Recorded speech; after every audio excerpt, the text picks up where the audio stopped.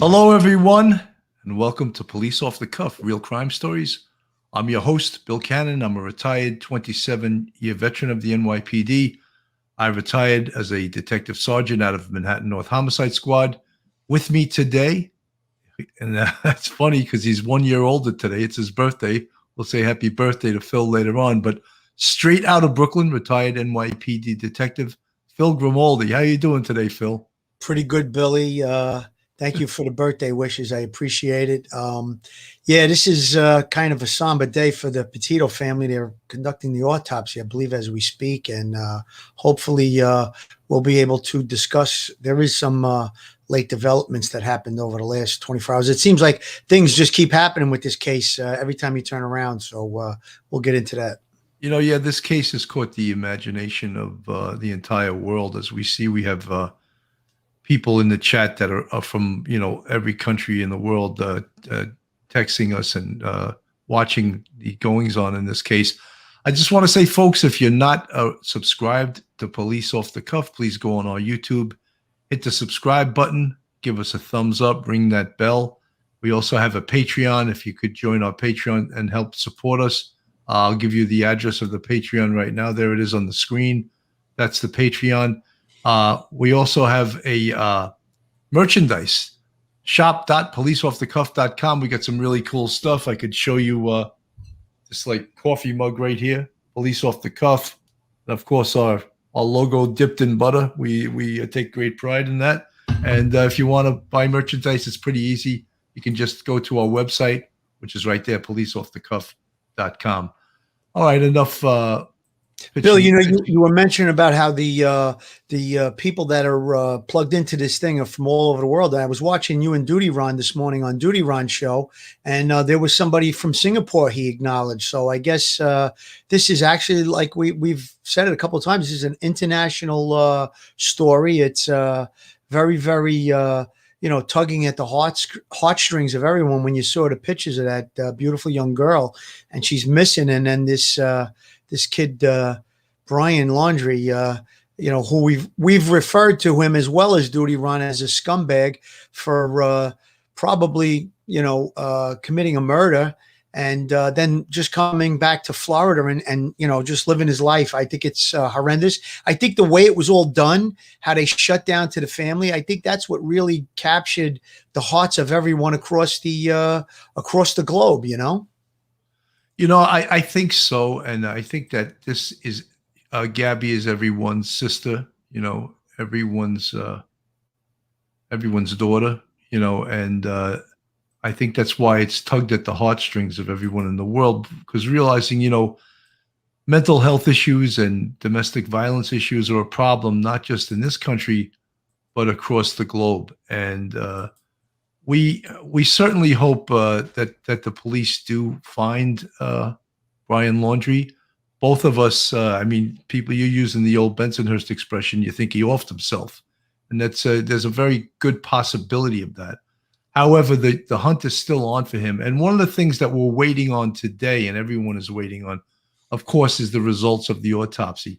Dr. Michael Baden, who was a famous a pathologist in New York City, I think actually probably back in the 70s, a long time. He's an old guy, but he's a very competent older guy. I'm going to play a little clip of him. He was on Fox News today, and he talks about the importance of the autopsy and what it may reveal. So I'm gonna add Dr. Michael Baden to the screen to put it up there now, and we'll play it and we'll see what he has to say. To work with now. So let's go to it with Dr. Michael Baden, who's in focus today, forensic pathologist and a Fox News contributor. Great to see you. Good to see you. And I are always together at people's worst. That's right. So, as we look at this, now we're finding out just how bad it potentially would have gotten.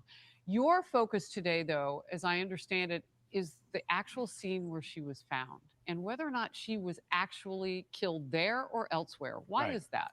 Well, the first thing a medical examiner does when goes to any scene of death is to determine mentally or by testing whether that's the place where the person died or whether this is a secondary scene. In this instance, was Gabby killed at the spot she was found, or was she killed elsewhere and then taken and placed where she was? That's one feature that is important to the police investigation. The looking at the body by the medical examiner also tells you how long she may have been dead, approximately how long she was dead. There's a 25-day interval potentially here. And the insects on the body. This is an open scene. In New York City, you get maggots and flies on bodies that begin to decompose, and they tell you how long the person has been dead. And in the scene that she's found, and from the videos, there are lots of insects in those areas. So there are lots of different insects. The insects tell you how long somebody's been dead, and also insects tend to live in a few miles of where they're found.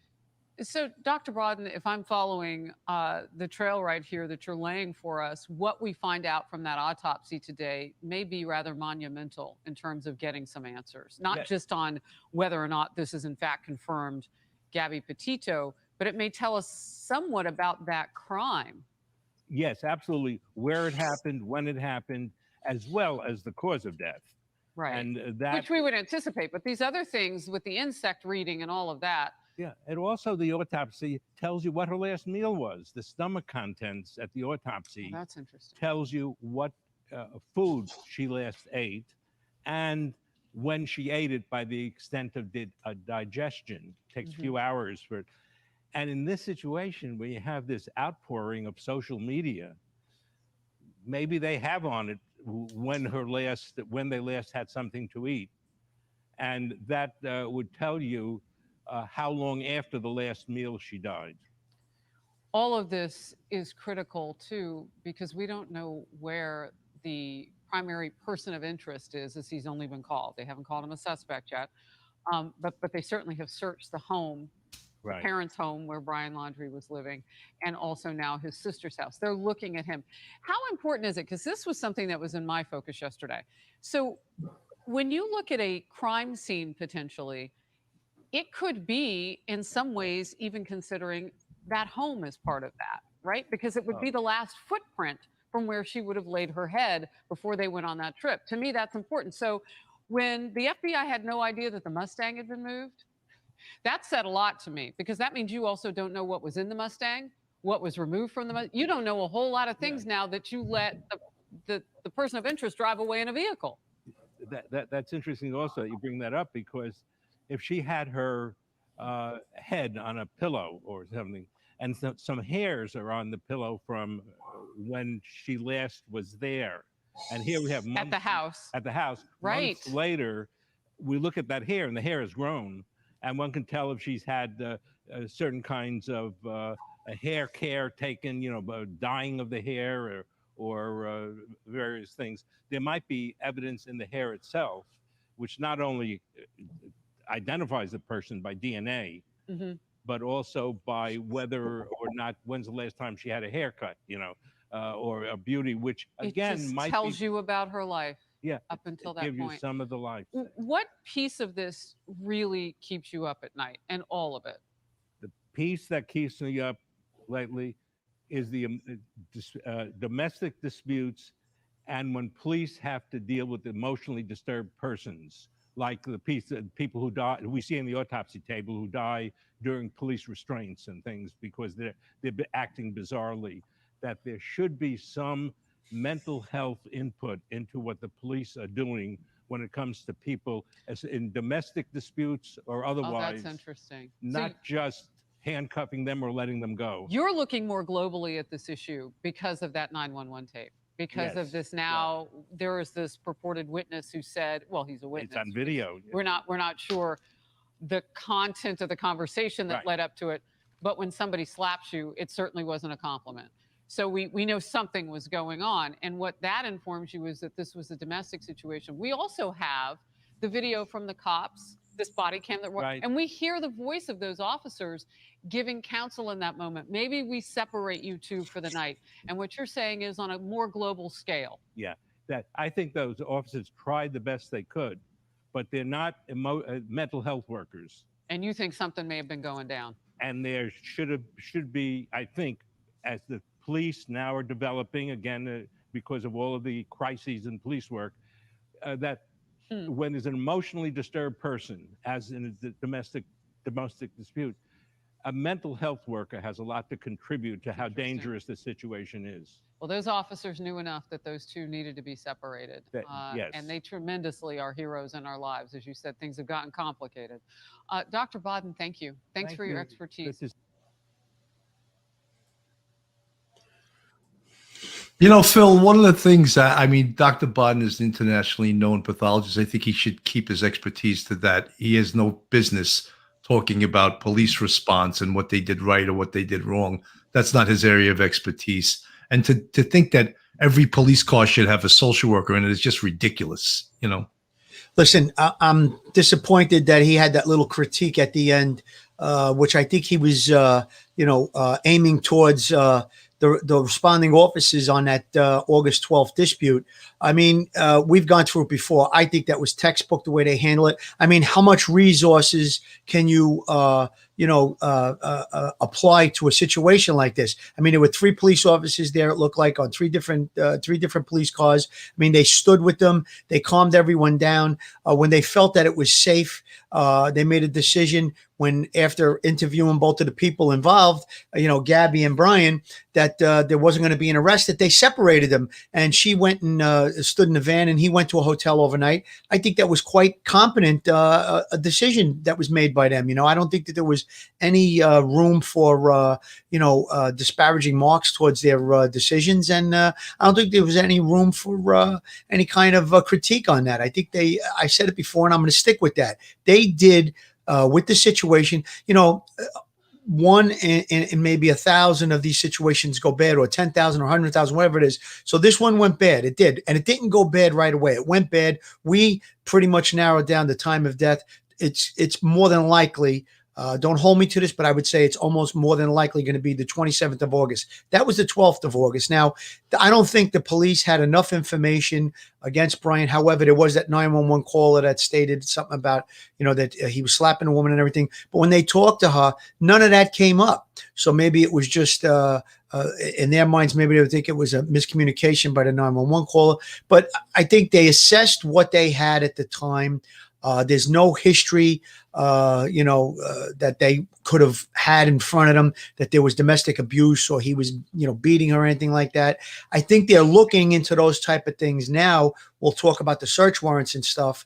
But, at that moment, I think that they made the best possible decisions that could have been made. It wasn't a must arrest situation, in my opinion, based on what we saw. So, again, I'll say it for the 10th time. She was killed probably a good 15 days later.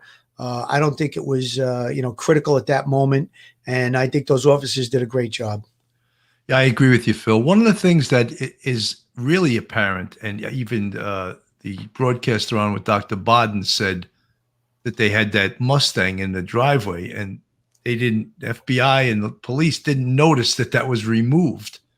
And also the fact that Brian was able to boogie out of that house and no one had him under surveillance.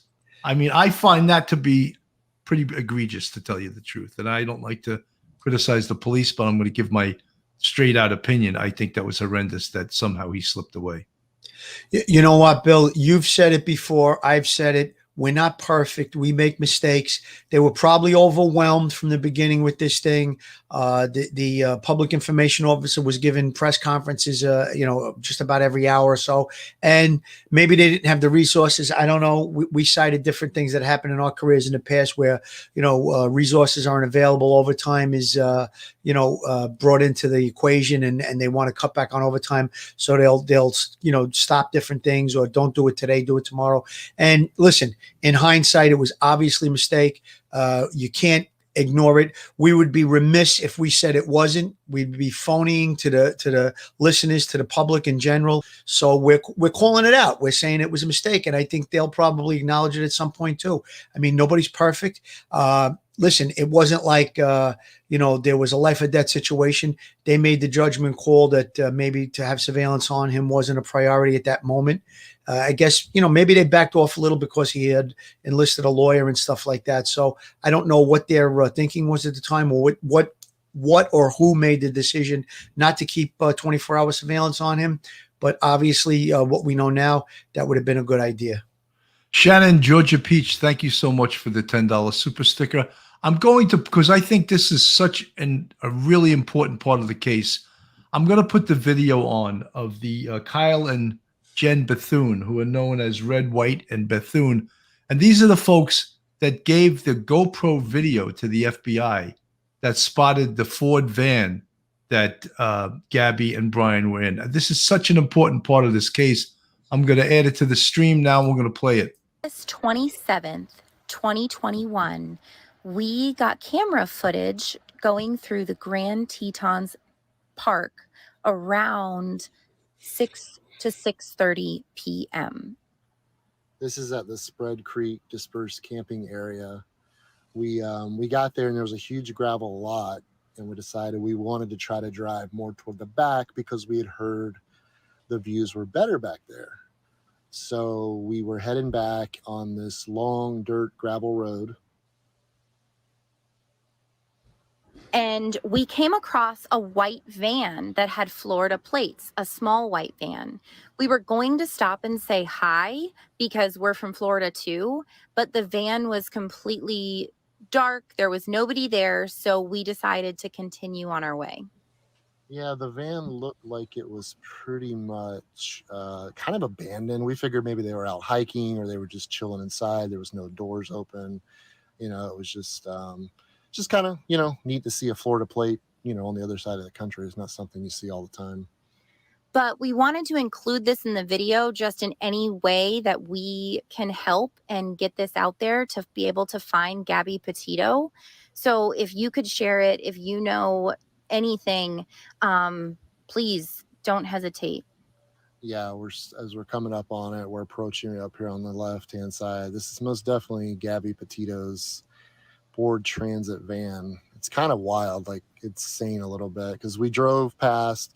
We actually weren't able to find any sites, and we ended up driving back through, saw it again, but here it is on the left. And I slowed it down so you can possibly see it a little bit. We're going to stop it right there because one of the big things that we noticed in the police stop on August 12th was the hat on the dashboard, and there it is. So there's like no doubt that that's the van, and you see the hat. Well, in addition to Florida plates, which we can't really see here. Better. Kind of freaky for a late Saturday evening, but we just kind of had a brain fart. Oh my God, there's that van. So, another thing is that apparently Gabby's body was found about 250 yards from where this van is located. So when we talk about the importance that Kyle and Jen Bethune, that they reported this to the FBI, this was the single most important information that they received that resulted in them recovering Gabby. Or if anybody can help, I know the FBI is looking for all the help they can get on the case. I would not recommend it. Just don't do it. Go on a different night because this sucks. Welcome back to Red, White, and Bethune. This month, we're doing something really special. I just what great people these people are. The true Americans, true American heroes in regards to this case, I believe, and I use that word hero haltingly. I don't throw it out there, but they really did the right thing. That old, we heard it in New York City a million times after 9/11. If you see something, say something. And these people saw something and they did something about it. Yeah, I can't even stress the amount of importance that this brought to the whole investigation, to the whole case. These people have to be applauded for what they did. I'm sure they didn't realize when they were doing their little blog that they would actually be picking up the most important evidence, the most intricate thing in a murder investigation, which this is probably going to turn out being after the autopsy is concluded. I think we could probably call it that at this point. But again, the vehicle is spotted there. and then they find the body. They find the remains within, like you said, 250 yards. So this was so important because it gave the searchers an area to go into, and that's where they found her remains. And kudos to those people. Hats off, great American heroes. They came forward with the information. I think they actually heard about the case through social media, and people were talking about if you'd been in the area. And I think when she was interviewed, that young lady, she said that there were a lot of people in the park that day. So there may be more video coming forward related to the van, or even possibly Brian and Gabby. So if anybody is out there in the sound of our voices, and you could go through any video if you were in that area, in that park in Utah on the 27th of August, you may have something very, very crucial to the investigation. It would only aid in helping prove whether or not Brian was there and Gabby was there, and it might give a better timeline on when she was last seen alive and stuff like that. So again, we live in the world of video cameras and YouTubers and bloggers and all these different things. And I think you may have talked about it on Duty Ron show this morning about how when we were in the thick of homicide investigation years back, we would get video surveillance every once in a while. It would be black and white, very grainy. You could barely make out anything. And now you have, as you put up, you stop that video right at the right point. The hat, which it showed in the video on the 12th with the body cam police officers video with the interaction on the 12th, and it showed that same hat in the same location. And that's really how they narrowed down that it was the exact van. I mean, it was a van with Florida plates. I don't know if they actually were able to capture the actual plate number in their video that the Bethunes took, but it was clearly the same van. Put the searchers in the area, and they were able to recover the remains. Very, very important to the whole investigation. Bill, I'm going to put this video on the screen, and this is the Carlton Reserve, where the search for Brian is going on right now. You can just see how vast it is. Yeah, I mean, I've been hearing news reports. Just before we went on the air, I put on the news, and I heard they described the area as extremely treacherous, that waist deep swamp water loaded with pythons and alligators. So, I mean, it sounds like it's treacherous ground. I don't know if it's been confirmed 100% that he is in fact, in that area. I heard differing reports where the family said that he's not missing, he's hiding out. I heard that on the 11 o'clock news last night on CBS New York local news. I don't know if that's confirmed or not. I do know that the search was halted. Now it was started up again this morning. So it looks like they believe he's in that area, Bill. I don't know how he could survive all these days. It's over, it was a week today. I don't know how much food he could have brought with him, water, and then if he could sustain in that treacherous territory with those predators, pythons and alligators and all of that. So, I don't know how experienced he is in the wilderness either. So that's one part of it. But, there was something else that I heard today. Everybody was talking about in the chat last night. How do we know he was back in Florida on the 1st of September? There was actually a plate reader. They put an all points bulletin on her license plate number, and a plate reader picked up his license plate coming off the highway close to where he lives in Florida on the 1st. That's how they narrowed it down, that it was the 1st of September that he was back in Florida. So that was another important fact that was released to the media just recently. Phil, I just want to comment on something because it's been in the chat, and people are talking about how there was a video played that showed the door of the van being opened. And I'm just going to show, and I don't know who made that video. I don't know if the video was doctored, so I chose not to show it. Let's go back that way again, and I'll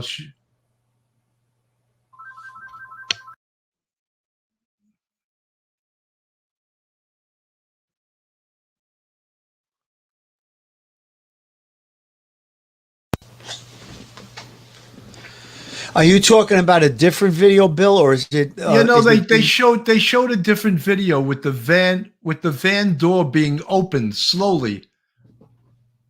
So now is it like identical to this video? Or Well, it had to have been based on this video because these are the only people. But I don't know if the person that got that video doctored it. So I chose not to report it, and because unless something's verified by the police and they say, yeah, this is it, I'm not going to show it because it's unverifiable and it can just be, someone just creating a shitstorm over evidence that they doctored, and I'm not going to show it. So anyone in the chat that thinks I'm ignoring it because I don't know if it's true. And I only want to report things that I know are true. So therefore, I don't know if that video is in fact authentic. So I'm sorry I'm getting a little perturbed at this, but that is the way I work. I do it from a police perspective, and I put up evidence that is verified, and not from, a lot of content creators put a lot of stuff out there that's not true. And I'm not going to put it up there.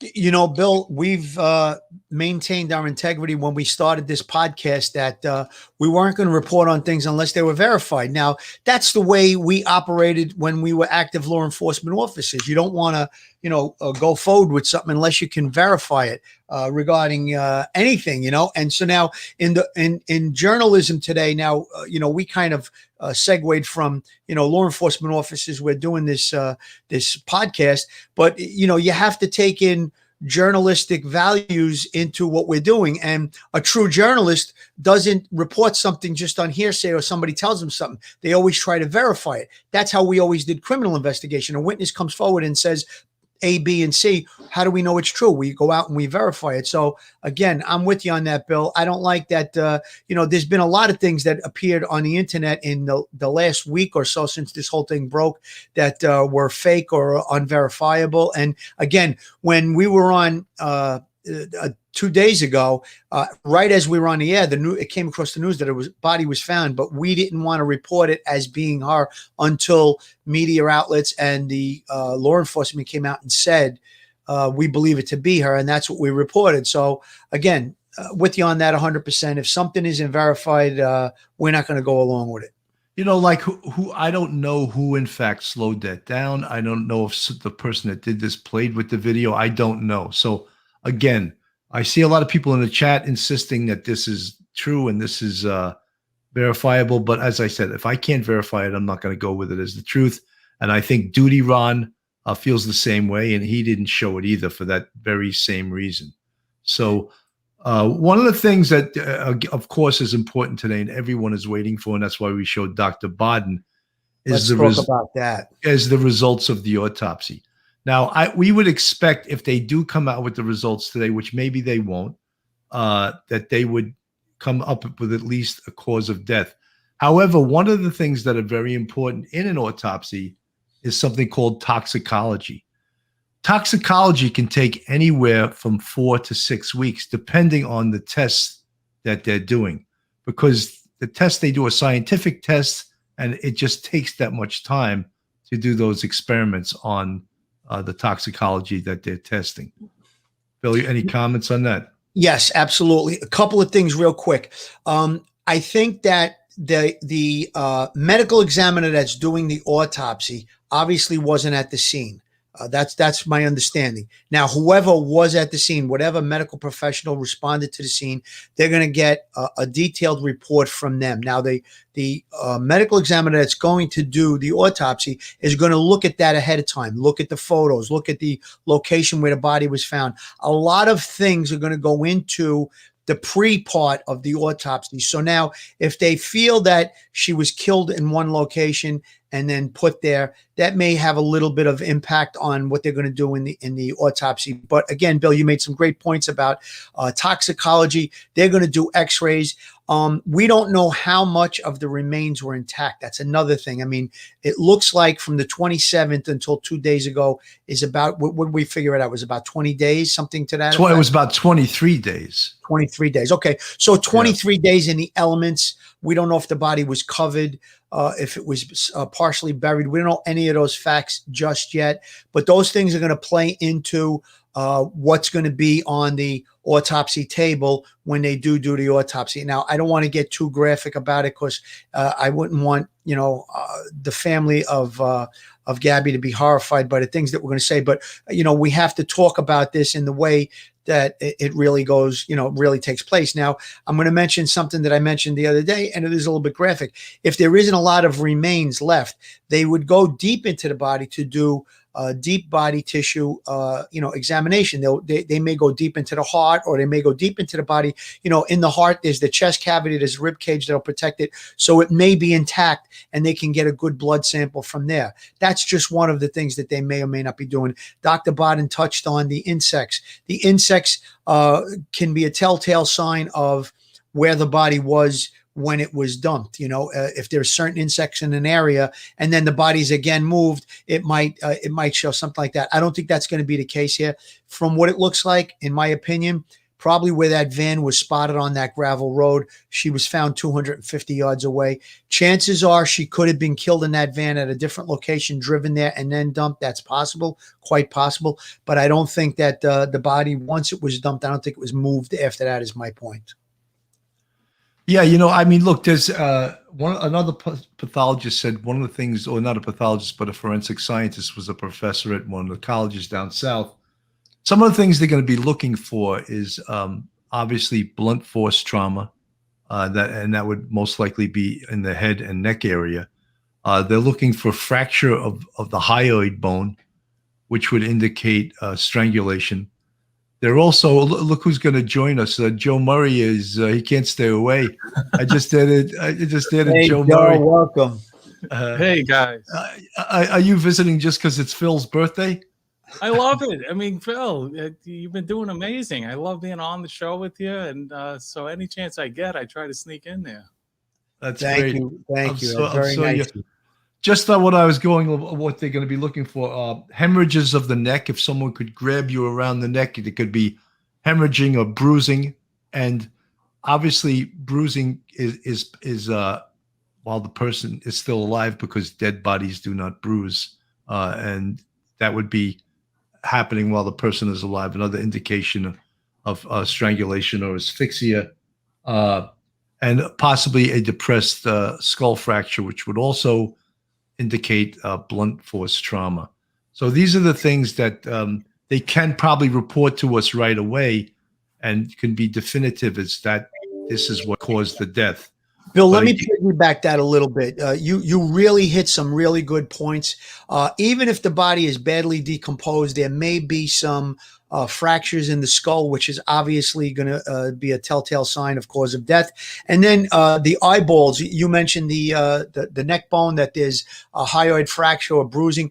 In the eyeballs, there's this thing when a person loses consciousness from being strangled called petechial hemorrhaging. It's in the whites of the eyes. I'm sure that might have been looked at even on the scene to if the eyeballs are intact, that they probably could look at that. I'm sure the medical examiner is doing that. And then we don't know if it was gunshot wound, stab wounds. If she was shot, even if the body is badly decomposed, there'll still be the bullet may be inside the body. There'll be signs of a gunshot wound, stab wound, same thing. And there's a lot of different things that go on in the body, even post-mortem, that will give indications of massive loss of blood and different things like that. So, the medical examiner's autopsy today is going to be very telling. I hope that they give us some kind of an update when the autopsy is completed. And, we're all hoping and praying that we can get this thing wrapped up and bring criminal charges against Brian, we're going to go to a quick commercial, and then Joe, I want to get to you because I'm glad you're here. And we're going to talk about theoretically what happens if they find Brian. And we're going to talk to you about, do they have probable cause? How do they proceed? Right. But right after this little message. Joe Murray, attorney at law. Have you found yourself in a jam? Are you in need of legal counsel in the New York area? Do you need a victim's advocate? Well, Joe Murray is your man. He's not only an experienced trial attorney, he's also a retired 15-year member of the NYPD. He knows both sides of the fence. His website is jmurray-law.com. That's jmurray-law.com. His telephone number is 646-838-1702, 646-838-1702. And you can email Joe at jmurray-law.com, joe@jmurray-law.com. And if you've been watching the last couple of episodes, you can see his expertise. He's well qualified in the criminal defense area. Folks, Police Coffee is an officer-owned business dedicated to crafting the finest coffees and blends, and will provide you with the freshest coffee available. Each batch is roasted fresh by people who know what it means to stay vigilant. And our specialty coffees do not waste one drop when flavor is concerned. Our coffee is some of the best you'll find, but it also helps serve an important cause, giving back to our community. 50% of our profits goes towards helping family members of police officers who fell in the line of duty. To order coffee and related products from policecoffee.com, go to the website. There are over 7 types of coffee to choose from. 50% of the profits go to officers' families in need. For a 10% discount, use code OTC10. That's off the cuff 10. Joe, I wanted to talk. We spoke about this on our show last night, which was viewed by almost 50,000 people. And what I asked you was, say Brian either turns himself in or the police find him right now. Is there probable cause to arrest him? I would say, based on what we know right now, no. But the police know, and law enforcement have so much more information than we have. So I say that with the caveat that they've been investigating this case from, the first report of her being missing. And then obviously, as we went through, that entails all the electronics and the footprints and, the timestamps. All that stuff is all relevant. It all connects. It can be circumstantially used to draw the nexus that needs to be drawn. Once it's determined this is a homicide, that someone caused her death, now we need to see who caused it. He's the most likely person, the strongest suspect in the case. So now making that nexus between him and her, the time of death, the cause of death, all of that stuff needs to be connected. We don't have access to that. We don't know what they have. And, you have to be mindful of that, because all of those electronics and where he went and how he drove off, let's just say, arguably, in some fantastic way, the time of death is deemed to have taken place a day or two after he's already left the state. That creates a problem. But we don't yet know what the cause of death was. Maybe, stabbing her and leaving her. She died a day later or something. So there's so much here that has to be developed. In order to make that arrest, you have to have the probable cause that, and again, we'll know from the autopsy, cause of death, maybe even time of death, but without who caused the death, we need that nexus, that link. And I think when the FBI raided the home yesterday and treated it as a crime scene, I think there's some material there that at the scene where they recovered her, they felt they may be able to draw. And, think about it. If they found something in the home or something, in the vehicle that when he came home, or his material that he brought home, that is, specific to the crime scene, there's your nexus, so it's so important what they're doing and what they recovered. Joe, I understand that the judge in the search warrant listed Brian by name as a suspect in the warrant. So there goes that person of interest nonsense, that I hate to hear. But so many people, even law enforcement, oh yes, that's a term we use. No, it's not a term the police ever use. It's ridiculous. Bill, you talked about earlier today on Duty Run Show, you talked about transfer evidence. Now, that's going to be important too, because when they conduct the autopsy, I had a triple homicide where 2 12-year-old girls were murdered, and it was by another family member, and they found touch DNA. The crime scene was staged after they were murdered. They staged the crime scene. They tried to make it look like a sexual attack, and they pulled the pants down on the individuals. They found touch DNA from the perpetrators inside the girls' pants or underwear or jeans, whatever it was, but from inside the clothing. Now, the body may have been exposed to the elements. I don't know if there's going to be something like that, but under her fingernails, there could be tissue from fighting him off, defensive mark or wounds on him. And again, we don't know if maybe the murder took place inside that vehicle. The FBI took the car. They did a complete forensic examination on it. So all of those things are going to play into whether or not they're going to come and charge Brian. If they found anything in the vehicle, if they found anything on the body, or if they found anything at the location where the body was found. And again, like Joe said, maybe something was brought back to his house. He could have hid bloody clothing, an instrument, a weapon. There's so many variables, but it sounds like they did extensive searching at the house. I'm sure they mentioned that I think they were trying to develop a pattern of domestic abuse. One of the search warrants stated his home computer, that there were conversations or emails between him and I think maybe Gabby's parents talking about domestic violence. So they're going to go into all of these things. They're going to paint, if it gets to the point of a trial, I'm sure they're going to paint a very vivid picture of what was going on in their lives before all of this took place. And then they're going to use every bit of technical knowledge, forensic knowledge, and they're going to provide the evidence that they can say conclusively that they believe he was responsible for her death. Joe, I just wanted to ask you one thing now. A lot of people, they talk about DNA, and we all know, of course, DNA, when recovered in the proper way, is slam dunk evidence. But in this case, they were a couple. Of course, trace evidence would be on each other's clothes because they're living together in a small van. Absolutely. The type of DNA that might be very important in this case is if she, in fact, has DNA underneath her fingernails, which is part of the autopsy. They would scrape underneath her fingernails because if there was a potential struggle and she scratched him, she could potentially have his skin DNA underneath her fingernails. But I mean, all the other DNA, you as a defense attorney could exclude that or just explain it away, couldn't you?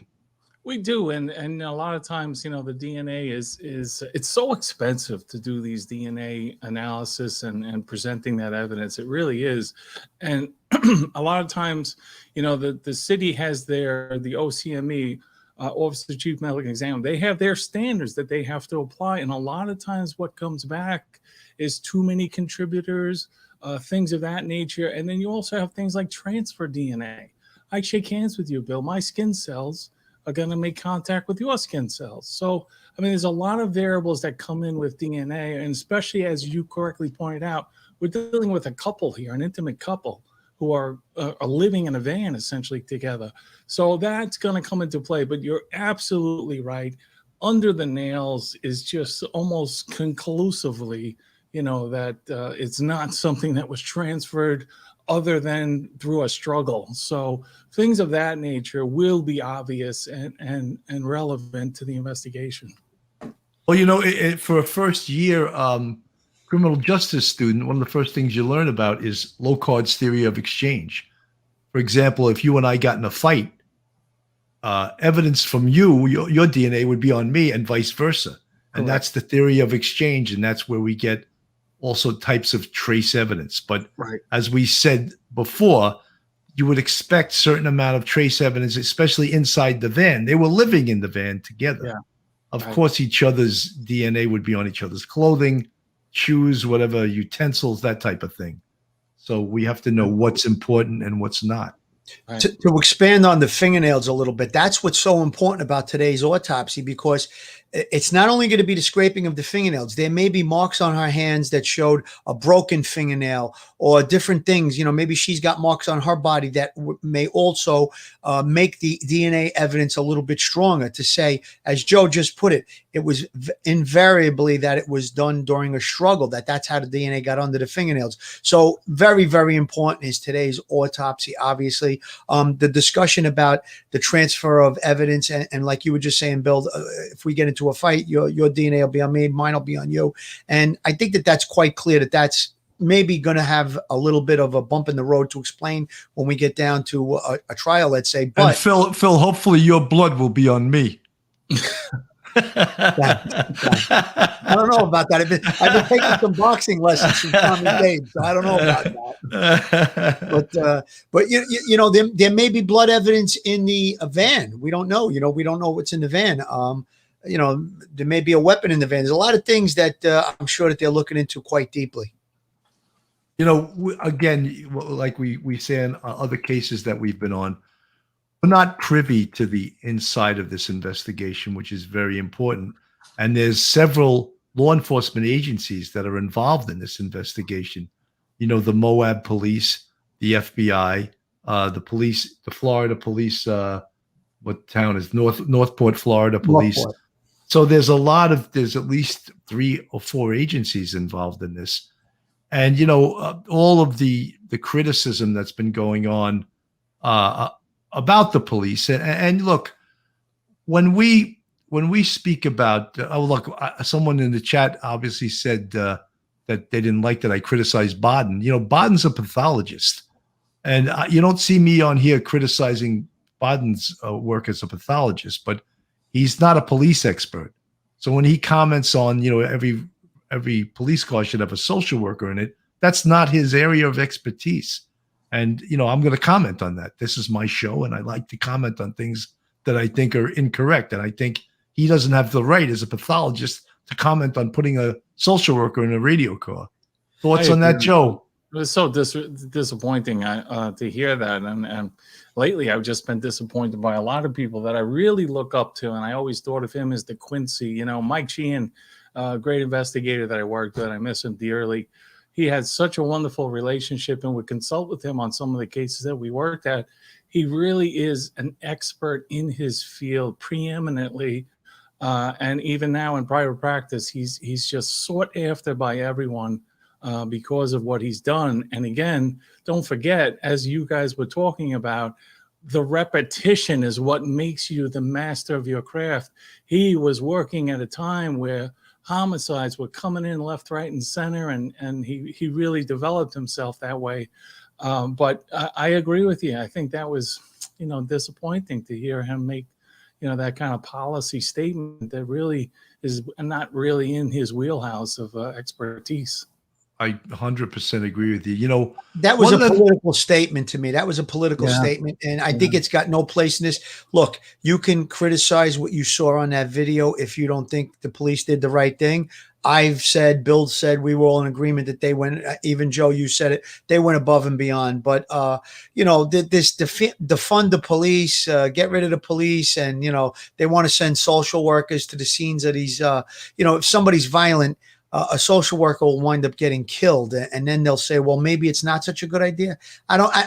He was out of his wheelhouse. Like you said, Joe, he's an expert at pathology and criminal investigation regarding autopsies and stuff like that. Stick with that. And, you know, listen, if there's always room for improvement in law enforcement, if somebody comes up with a good idea, it should definitely be implemented. But that was a clear political statement, what he was doing. Yeah. You know, there's enough criticism out there for a lot of things that occurred. And one of the criticisms I'd like to say is that a lot of these TV talking heads, specifically, they just give this hardcore, hard-ass, go get them, strangle them, do this, without really knowing the law and without taking into consideration the law. And, you know, the police always have to take the law into consideration. And when you know, even John Walsh, he gets a little too crazy with himself. Right now, Joe, you're an attorney, and you're saying to us there may not be probable cause right now to make an arrest. Sure. But yet the TV people already have the electric chair set up for him, you know? Yeah. You know, Bill, I think that John Walsh probably becomes emotional, and he's very passionate about it. He lost his son, and I get it. And, you know, I did see a person on TV on Sunday night talking about after Gabby had been found that, oh, well, if she's found, you know, in a ravine, that means that it was a natural causes. But if she's found in a shallow grave, it's definitely murder. And there was an FBI agent, former FBI agent, that stopped her right dead in her tracks and said, no, that's not the case. Just because she's found in a ravine doesn't mean it's natural causes. Natural causes, and I'm going to expand on it now. Natural causes mean you died a natural death, means, you know, you died of an ailment, you died in your sleep, old age or whatever. That's not natural causes. Just because the body is found in a ravine doesn't mean somebody could have killed them, strangled them, shot them, stabbed them, and then placed them in a ravine. And the person that was emceeing the show, you know, backed up a little bit and said, okay, well, you have that, but if she's found in a shallow grave, we know she didn't bury herself. Obviously, that's a good statement. But, you know, with all of these different things, we try to be, people are getting a little excited and a little emotional. We try to look at it from a standpoint of law enforcement and being seasoned investigators, you know, seasoned police officers. So we're not going to jump to those things right away, so to speak. Yeah, I mean, you know, we have to take into consideration the law. And, you know, even in the chat, I'm seeing people are still going back to, can he be arrested for stealing her van? And Joe, we've answered this. It's been asked and answered a million times. Why don't you just answer it, Joe? Yeah, sure. I mean, people are under this impression that, you know, because they're presuming facts. First of all, we know that they shared the van together on this trip. Oh my God, look who showed up for the birthday party. I heard that there's a birthday to be celebrated. Philly, I'm wishing you a lot of health and happiness going forward. Yeah. Happy birthday, brother. Thank you so much, Ron. I really appreciate all the people You're out there must retired. think, none of us work. None of us have jobs. You know, we're just hanging out, podcasting all the time, you know? Listen, I get 2 days off because of a Jewish holiday, and you say I don't have a job. I work my ass off. What are you talking about? And so does Joe Murray. Just Phil and I are independently wealthy, right? I got to stop and say thank you, Tom. I'm seeing so many happy birthdays in the chat. Thank you, everyone. I really appreciate it. That's so nice. And we have great fans. I'll say that. Yeah. Quick, before I jump in here, I just want to say I've been watching the chat, and there's so many great people supporting the police here, and I want to say thank you to everybody who's in the chat who supports our local law enforcement on a state, local, and federal level. You guys are an intricate part of making law enforcement great. We need your support, and we thank you. So I want to just say that publicly here on Police Off the Cuff. Real crime stories, because without you guys, it's got a very difficult job for us to do. So I tip my cap, even though I don't have one on. I got a fresh shave today, but I say thank you to everybody in the chat for supporting the police. It really means a lot to us. And for those of you who don't support us, then you know what? Those are most of the people who aren't living their lives right. So I appreciate everybody here. So thank you. Well said, Duty Run. Joe, I know you were addressing a couple of those legal issues before Duty Ron came in and joined this birthday party. You want to go back to that? Oh, is that me? What the heck was that? Yeah. I don't know what that was. Yeah, let me try. My son threw a bag out in the garbage. That was Joe's money counting machine. There's a lot of people that really of the opinion they're assuming facts, and you can't assume facts when you're talking about arresting somebody. You have to have your facts in line.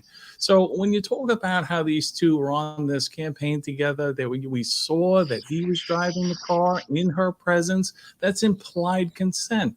She's giving him consent to use and drive the car. So when you have implied consent, or even we don't even know if they had a written consent when they bought the car or embarked on this journey, but he had consent to use the car. People, please tell me, are there facts available that tell us at some point she revoked her consent? I'm aware of none. I'm aware of no facts. Excuse me. Now, somebody pointed out, and I had this little discussion, I think in one of the comments, well, she's dead. Okay. Did he know he was dead? Perhaps. Can you prove it? You know, like the very simple connecting the dots here. If I say to you, Bill, hey, listen, take my Corvette, go down ashore, have fun, do what you want, and I have a heart attack, and you're driving my car. Did you steal it? No, I gave you permission. I gave you consent. You are a licensee of my vehicle. You have permission and authority to use it, and you use it. So I think people are just trying to read facts into this that we don't have. Similarly, even the domestic violence, can he now be arrested? No, there's no basis. I mean, there was a thorough investigation. They went through it. If there was any basis, there would have been an arrest there. But as we, went through and we were bombarded with, did you hear the 911 call? He was slapping her. Okay, slapping is a violation. Slapping is harassment. It's not a crime. It has Right, to. but we have to put in the disclaimer there. It's not okay to slap another woman. It's not a crime, as you said, Joe. It doesn't constitute a crime. But again, to dismiss it would, we'd be remiss to not acknowledge that it's not the right thing to do. And I want to be clear about that. Nobody's dismissing it. It all should have been reported, but guess what? She didn't report it. So, but even the fact that it was reported on a 911 call, what were the facts that were reported? He was slapping her. Where? Did he smack her in the face? Did he hit her in the back? Did he hit her on the butt? Where was he slapping her? And what was she doing? Was she wincing in pain? There was no proof or evidence that he caused an injury. Joe, can I just stop you for 1 second, just because people in the chat still don't understand. For there to be an assault, there must be a physical injury, period. Thank you. Okay. And it's important because the officer actually exaggerated the point by going through that. I'm going to ask you a question. Take a minute. Think about it. Answer this question. Did you intend to cause pain or injury? Right, because he had an injury on his eye. Yeah. It was clear on that body cam. And he asked her, when you did this, did you do this to cause pain or injury? And she said, no. That's the element necessary for a misdemeanor assault. I intend to cause an injury and do cause an injury. So there's so much here that everyone was getting a little hysterical. Did you hear the 911 call? That 911 call to me showed nothing.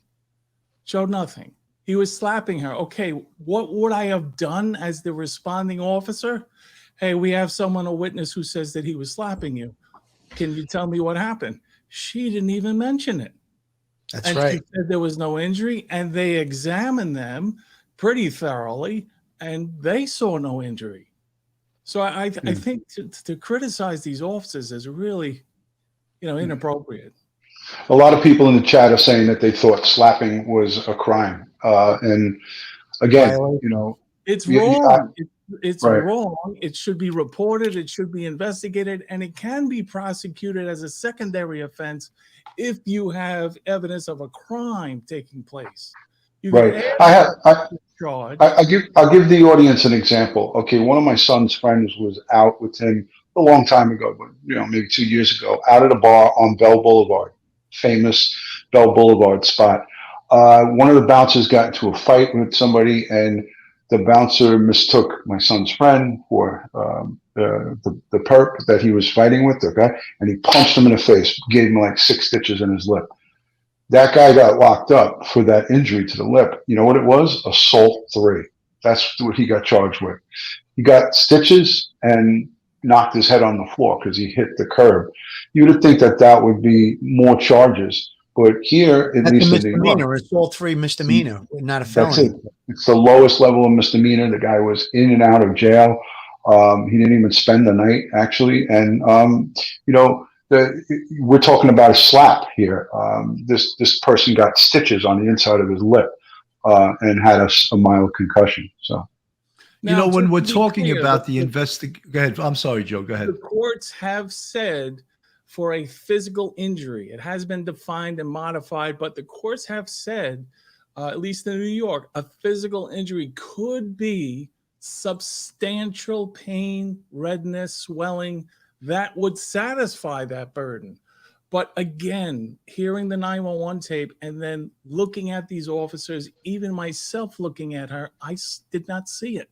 I did not see a physical injury, and she did not make a complaint of substantial pain that they could have had probable cause to make an arrest. Joe, would you answer? Thank you, Critter Watcher. Would you answer this question? Would the traffic stop ended differently had the officers checked the registration and seen the van was hers with him trying to lock her out? No, because, you know, the fact that even if, let's just say 100%, he locked her out, it's her permission or authority for him to use the van. If she then said, I revoked his license and he continued to use the van against my wishes, she could have said that. If that factually happened, she could have said that. That would have been unauthorized use of the vehicle. And perhaps if he used force to get the keys from her, I mean, the crimes would pile on. But she's never said that. She's never said, I revoked his license to use my vehicle. I think also that they determined that the car was registered to her because they made her, he went to a hotel overnight and she stood with the car. So they must have determined the car's registered in your name. You stay with the car. He'll stay in the hotel overnight. They separated them. That was classic police science when involving any type of mutual combatants or a domestic dispute. I think they did the right thing with that. That tells me that they did determine that the registration was in her name. You know, Philly, I know that it's your birthday, and if you want to duck out, you can duck out whenever you want. Because I'm good, Bill. I know I can see there's 10 people stirring the sauce right now, and they may they may need your assistance. My wife is cooking dinner, but she's actually not home yet, and I'm gonna have my kids, and we're gonna have a nice cake and everything. I know you have to supervise the cooks, so you know I don't want to keep you here if you want to go. Trust me. She's the cook. You know, folks, we're not trying to like make statements on domestic violence. We're trying to make statements on what the law is. And I know a lot of you folks in the chat don't like hearing what the law is, but that's what the law is. And we had to live with that during our police careers. You know, I'm going to tell you a quick one that is infuriating. There's something called an assault 3 homicide. And what that is if someone clocks a guy, he falls down, hits his head, and dies. What's the charge? Assault 3rd degree misdemeanor. That is infuriating to everyone, the family of the victim, but the person that punched him intended a physical injury and caused death. It doesn't fit anywhere in the law, so it's an assault 3rd degree. I have had that in my homicide career numerous times, and it is totally infuriating, but that's the law. I got to move out of New York.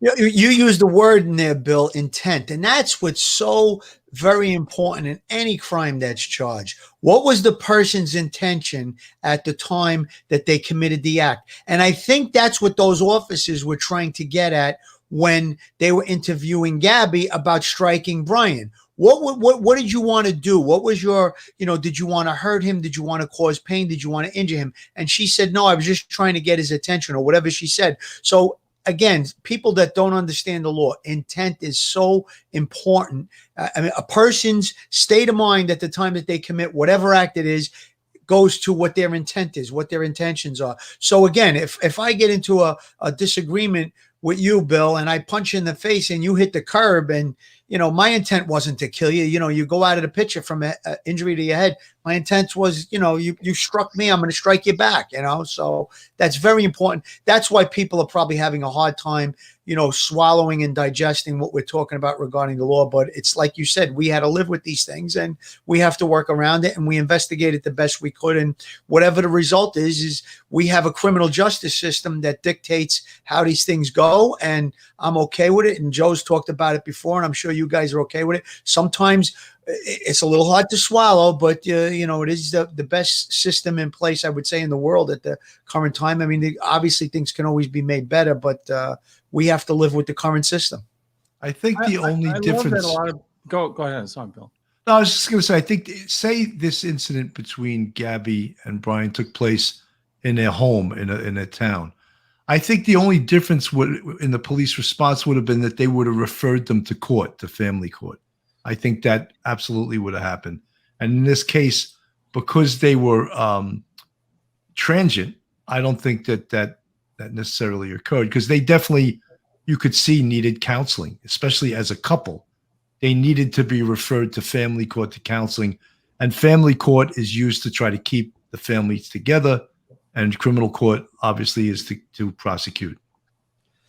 You know, Bill, you brought up a good point. If that had taken place in New York, let's say, and I'm going to use New York because that's where I worked as a detective for all these years, a domestic incident, even if there was no arrest, a domestic incident report would have been made, and it would have been followed up in the coming days. You know, probably the next day, the domestic violence officer gets a review of gets all those reports, and they review it, and they make contact with both parties. How's everything going? Are you guys okay? Do you need counseling? Do you want a referral for, mental health evaluation? So unfortunately, they were transient people. I think the officers did the best they could do at the time. And, a follow-up probably would have been appropriate in that situation, but obviously, of course, where they were and how they were traveling, it probably wasn't done.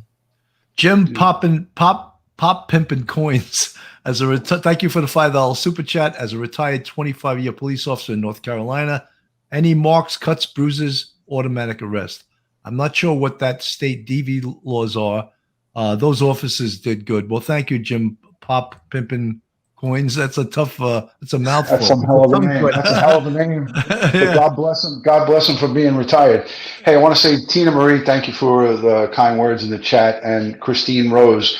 There's so many people that are saying such great stuff, and it's very hard for everybody to get acknowledgement. And I know there's a level of frustration with that, but you guys are putting out some great information from that police perspective and the law side of it. It's a lot of stuff for everyone to digest, and a lot of people who don't know about this stuff get frustrated and pissed off about it, and we understand that totally. So all of the negativity or the comments in the chat, I get it, because if you don't know and you thought that it was done a certain way and you thought it should go this way, when you come to hear it, it's kind of shocking, and I get that.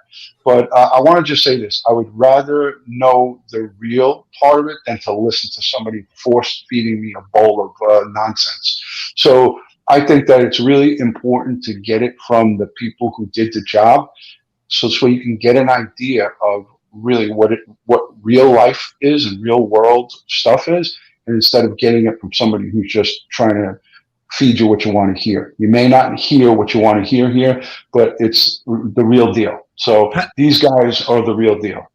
Pat, thank you for the $10 super chat, and thank you for the work you do in all these cases and for the high quality of human beings you are. Sending warm hugs from Peru. That's fantastic. I've never been to Peru. It's on my bucket list to get there one of these days. Maybe Duty Ron and I will go together. You get me a first class flight there where I could lay down and go to sleep. I'll go with you. Yeah, okay. Joe, someone asked a really good question in the chat, and the question was, what in the autopsy would lead to probable cause to an arrest of BrianLaundrie? The autopsy is not going to lead so much to the probable cause of Laundrie. It's going to lead to what was the cause of death, the time of death. Those are the things that we're going to use to now marry up with him, particularly, let's just say, a knife wound, a particular knife that may have been used if they've examined the body and able to determine that.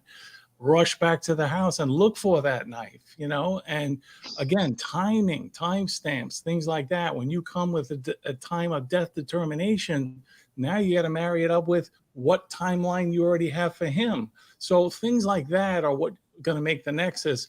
Also examining the body for, as we talked about, him and his presence and whatever evidence there is of that, and to see if that matches with his timeline that they already have existing. So there's a lot that could come from that. And the fact that the FBI rushed over there, I didn't see the search warrant yet. Have you guys read it, the affidavit in support of the search warrant that led to them going back to the house? Because it was treated as a crime scene. I saw crime scene tape. They're worried about contamination. So I think this is something relevant to what's happening in the autopsy. Well, Duty Ron, we had a conversation earlier when I was on your show to show that I do nothing else with my life but podcast. And you said that the judge referred to him in the search warrant as a suspect. Yeah. But it's available. The affidavit would be very helpful because it lays out the basis of knowledge of why there will be material in the house that they can recover relevant material. Well, I think it's a gimme at this point, that Brian is the suspect. We don't even have to, Yeah, but people are still tiptoeing around and calling him a person of interest, But, and Bill, I mean, you and I both know, we knew this from the beginning. He came back from Wyoming to Florida on the 1st of September. He never said one word to her family.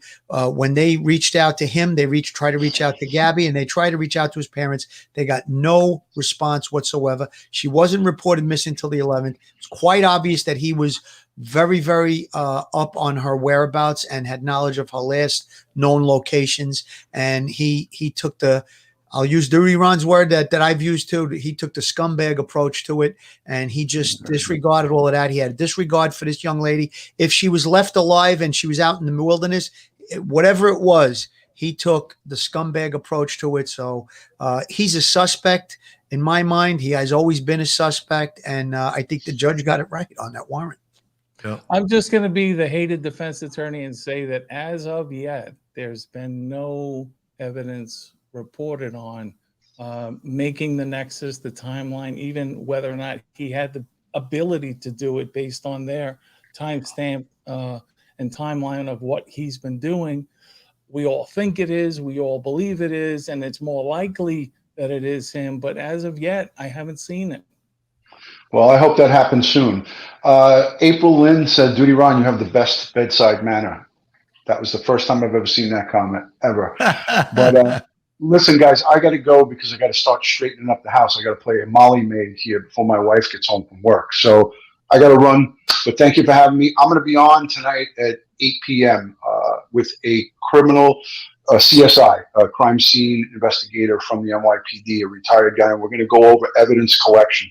So I have a video that is scheduled. If you guys don't mind, go over, check it out. And then after mine's over, these guys, well, Bill will be live again at 9 o'clock. I thank you for having me. And Duty Ron, thank you so much for stopping by. It just shows that, as I said, we have no life. We're just ready to podcast at any point, any of the day or night.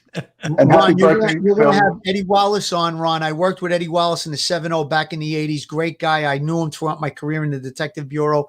He's a gentleman. very fine crime scene investigator. Great guy. I'm sure he'll have great perspective for you. Yeah, I've had him on before. He's a repeat a guy. I've had him on with Barbara, so I'm looking forward to it. Joe, stay healthy. Bill, thank you, and Seeing you. everybody in the chat. Love and respect from Duty Ron. I'll talk to you soon. Say hi to him for me. Thank you, Ron. Hey, 5P, thank you so much for the $20 super chat. All you folks that aren't subscribed, please go to our YouTube channel, hit the subscribe button, give us a thumbs up, ring that bell. We could use we love having people from Europe in our Police Off the Cuff family.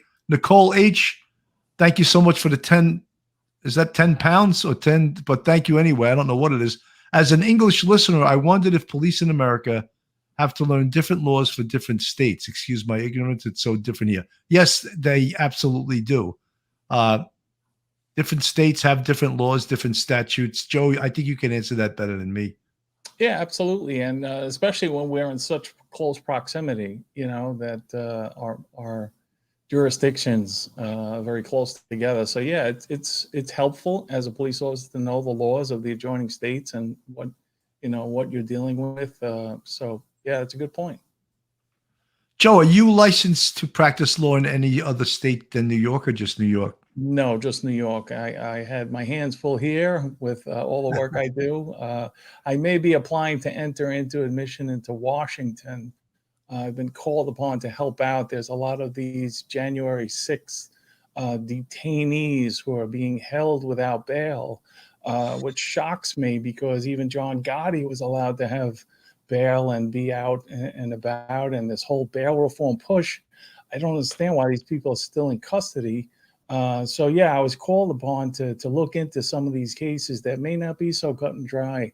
Shame on the judge that's keeping them without bail. Shame on the judge that's doing that. It's a federal judge. That's disgusting. I mean, nobody should commit a crime. I'm not for that. They broke the law. They should be adjudicated. But out without bail for trespassing, come on, that's nonsense. It's total bullshit in plain English. Yeah, well, Mermaid. some of them are more severe. They're assaults and things of that nature. But even still, I mean, the law Yeah, has of to be course. blind, and justice is blind, and apparently it's not in Washington. Mermaid in the ICU. The report released with witness statement and female cop statement both prove cops did above, in my opinion, and like many DV victims, Gabby didn't want to leave. I think you're probably right, Mermaid ICU. That's most, a lot of domestic violence victims have what we call Stockholm syndrome, and they get used to being a victim. Joseph Anthony, thank you for the 556 super chat. My dad was retired Army, Vietnam vet, and retired police. Thank you for your service. Thank you, Anthony, for acknowledging that. We really appreciate that.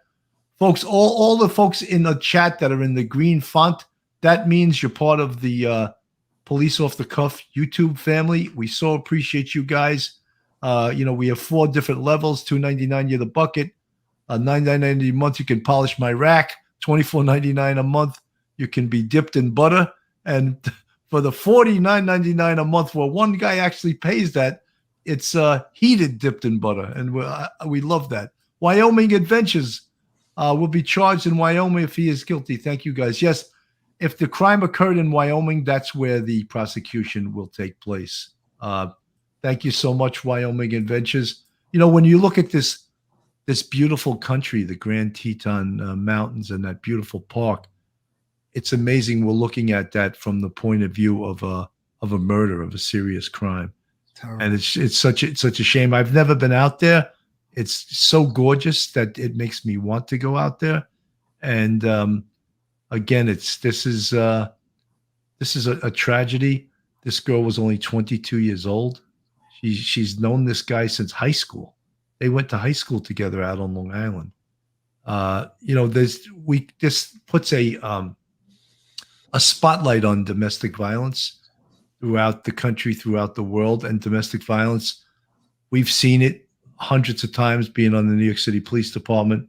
The laws toward domestic violence, arrest and prosecution have gotten much, much stricter over the years. That's why domestic violence homicides are down in almost every state statistically, because usually the policy for most police departments is almost a must arrest policy. You want to comment on that, Joe?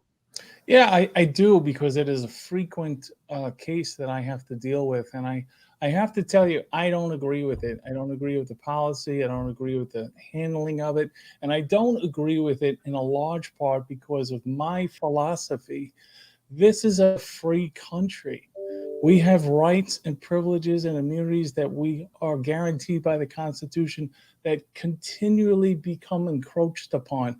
I'll give you a perfect example. I was called today by a prospective client who, him and his girlfriend, they've had a very, a dicey relationship, but they love each other. They've known each other a long time, lived together.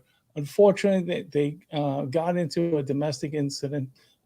He was arrested on a misdemeanor. I think it was a misdemeanor assault or a menacing. Then after the arrest, there's an automatic, in every single case, order of protection. What that order of protection means is you can have zero contact. You can't talk, you can't text, you can't have any contact whatsoever, whether the person wants your contact or not. So she had called him and they were having a conversation, and then it got heated. So she called the police again and he got arrested again. This is the second time. Now, as a result, he had another attorney handling it. Actually, this took place while I was in the hospital. And he took a plea, and the plea required that he adhere to this order of protection, which is a full stay away order of protection. You can have no contact. They've been going to counseling separately to be in compliance with the law, and they want to reunite and continue their relationship. Now, here's the funny part. Yes, he took a plea and he accepted the terms in that plea, and one of the terms was that he was going to have no contact with her. What about her? She's a U.S. citizen, allowed her First Amendment privilege to associate with whoever she wants. If she decides, I want to associate with my long-term boyfriend, where is the government's right to tell her you're not allowed to? She's committed no crime. She's a crime victim. She's committed no crime, and she has a constitutional right to associate with whoever she wants to. Where is the government's right to say, no, I'm sorry, because he's committed a crime against you, and it's cost us as the state resources to deal with this prosecution. We're not allowing you to have contact with him. So there are certain fundamental things I think are wrong with this system.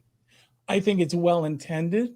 I think people do this, the government does this with the intention of preserving peace, public safety, but it's infringing on personal freedoms and rights, and I don't like that. So there's a lot of Joe, I almost felt like I was in a first-year law school class, and you were preaching to me. But I understand what you're talking about. I could see both parts of the law, because sometimes the only thing that protects us in this country is the law. We're a country, the rule of law is extremely important. I just want to say one thing. Navy vet, thank you for the $10 super chat. And you wrote, in 1971, my ex-husband was arrested for domestic violence, but never charged for the death of our daughter due to the DV. Sometimes justice isn't fair. I'm so sorry that you experienced the loss of your daughter. I don't know all the circumstances, but what a horrible thing to go through, Navy vet. This is what, we're trying to give you a police perspective on this situation. And we've been talking for an hour, and I got one quick question for Joe related to what he was just saying. Go ahead. In the no contact order protection, if she initiated the phone call to him, how does he have culpability in that? If she called him up, he answers the phone. It's her. He didn't call her. He didn't initiate contact. She did. Would he? Did he get arrested for that? He did get arrested, and the reason why he got arrested, because he got hooked into this conversation and then went back and forth. He's not allowed to have contact. He can't just rely upon, well, she called me, so now I can talk to her. Right. No, he should have hung up the phone. Says you cannot have contact. And not only contact, if she came to his house and he opened the door and he let her in, and God forbid something happens where they call the police, he'll be immediately arrested. Or like you said, the domestic violence officers, usually after a domestic incident, they'll come by for a visit. Domestic violence officer comes by and she's in the home, that's a violation. But do you see how she has no right? She has no rights whatsoever. The rights on both sides are. Who's not a criminal. She is. The state has no jurisdiction over her. They're saying you two can't be together. I'm so offended by that. Joe, I think that we're at an hour and 21 minutes. And I know you need to protect your voice, because it's still not strong so you can make the $4.50 an hour that you charge your clients. Right. And Phil Grimaldi, it's your birthday today, and we got another show tonight at 9:00 tonight. Right. Police Off the Cuff will have retired NYPD first grade detective Mordecai Dzansky, who is a counterterrorism expert. So we're sort of segueing just away from this case. I love reporting on this case. This case is so interesting. This case is heart-wrenching. This case has caught the imagination of everyone across the world. It's a real tragedy, and we like to give you our perspective on this. Guys, even though we're at an hour and 22 minutes, I'll give you one quick last words, Phil. Real quick, just regarding the officers that did that car stop and on that domestic violence August the 12th. Had she come out of the van and said, yes, he smacked me in the face, look at this mark on my face, or I'm in pain, I know for certain they would have arrested him. She didn't say that. However, one last thing, just condolences to the Petito family on the loss of Gabby. Thank you, everybody in the chats, for the birthday wishes. And we'll see you guys tonight at 9:00. Duty Run show at 8:00. And thanks for watching, guys. We love this world of podcast cross-pollination. And I actually made that term up. And Joe Murray, I want to give you your last few words, even though you're starting to lose your voice. I'll let you your last word. Thank you. Thank you so much. And Bill, I really just love being in the show and on here, it gives me an opportunity to talk about issues like this that bother me and personal freedoms and the over-intrusive government. I just want people to consider it and think about it. And I love that you give me this platform. Phil, I love you, man. Happy birthday. All the best. I hope you enjoy your day with your family. Thanks so much, pal. I appreciate it.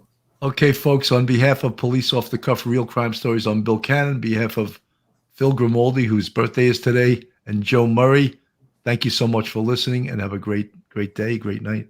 Stay safe, everyone.